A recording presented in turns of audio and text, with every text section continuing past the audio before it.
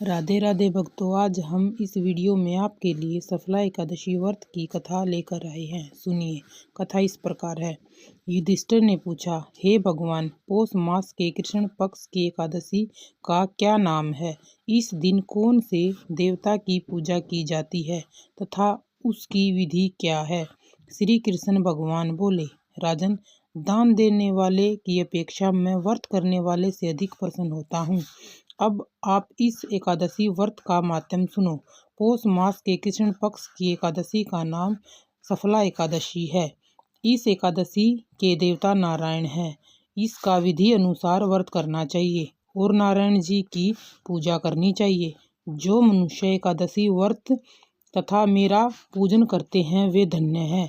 सफला नाम की एकादशी में मुझे ऋतु के अनुसार फल अर्पण करें, अर्थात नारियल, नींबू, अनार, सुपारी आदि और धूप दीप पुष्प आदि से मेरी 16 प्रकार से पूजा करें। इस दिन दीपदान तथा रात्रि को जागरण करना चाहिए।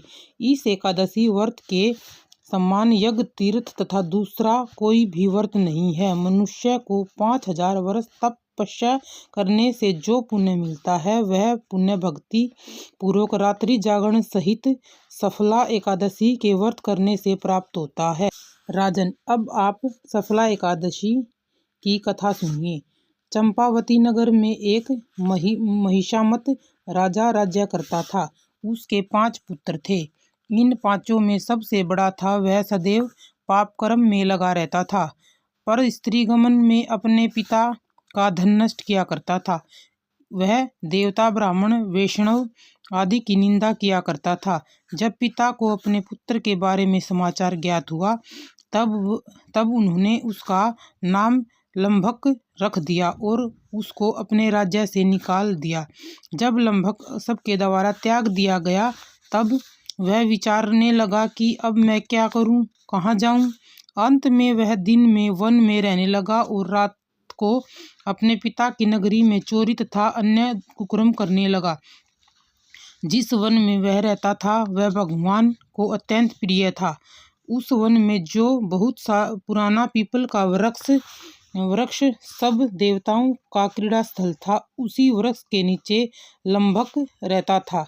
कुछ दिनों के पश्चात पौष मास के कृष्ण पक्ष की दशमी के दिन वह वस्त्रहीन होने के कारण शीत में मूर्छित हो गया। वह रात्रि को सो न सका। उसके हाथ पैर अकड़ गए। उसका दिन और वह रात्रि बड़ी कठिनता से बीता। सूर्य नारायण के उदय होने पर भी उसकी मूर्छा न गई। सफला एकादशी के मध्य तक वह दुराचारी मूर्छित ही पड़ा रहा। जब सूर्य की गर्मी से उसे होश आया तो तब वह अपने स्थान से उठकर वन में भोजन की खोज में चल पड़ा।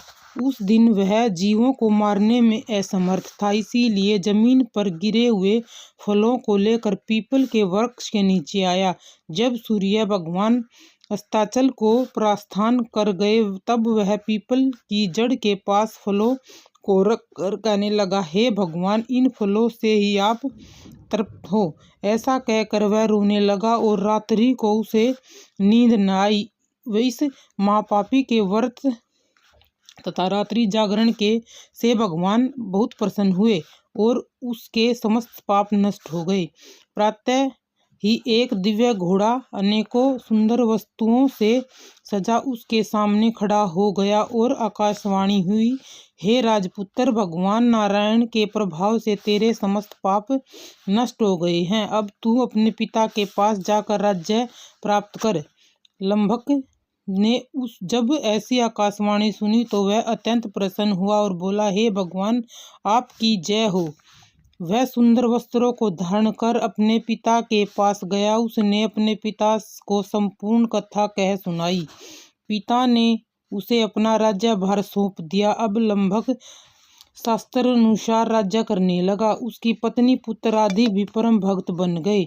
वृद्धावस्था आने पर वह अपने पुत्र को गद्दी दे भगवान का भजन करने लगा। इसी करने के लिए वन में चला गया और अंत में विष्णु लोक को गया। भक्तिपूर्वक जो मनुष्य सफला एकादशी का व्रत करते हैं वे अंत में मुक्ति पाते हैं। जो मनुष्य भक्तिपूर्वक सफला एकादशी का व्रत नहीं करते वे पूंछ और सींग से रहित पशु तुल्य हैं।